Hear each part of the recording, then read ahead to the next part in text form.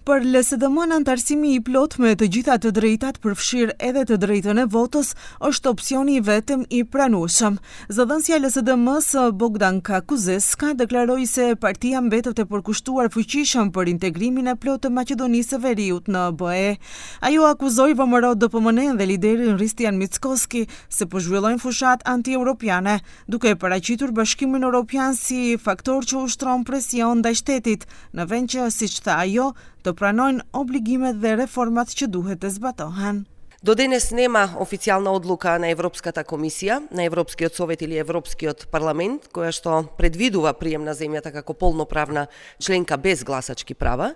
Доколку стане и официјална ова позиција на Европската унија, дури тогаш може да се разгледува. СДСМ е за целосна интеграција на Северна Македонија во Европската унија, вклучително и полноправно членство со сите права, секако меѓу кои и правото на глас. За жал гледаме дека ВМРО ОКГ и Мицкоски не сакаат во Европа.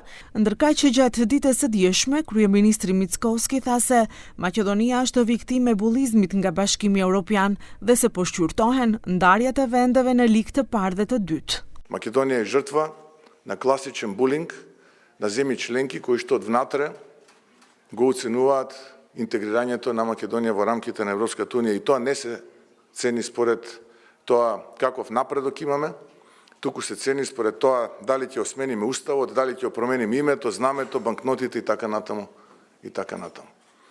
И колку повеќе ова го игнорираме, толку потежок ќе биде тој пат. И толку повеќе ќе имаме препреки пред нас. Propozimi për antarësim të Maqedonisë në Bashkimin Evropian pa të drejtvote nuk konsiderohet i mirë nga Unioni Pan-Europian dhe Unioni Ndërkombëtar Pan-Europian, pasi mund të ngadalsoj integrimin dhe të krijojë vende me statuse të ndryshme. Megjithatë, ideja ekziston vetëm në diskutime dhe nuk ka asnjë vendim zyrtar nga Bashkimi Evropian.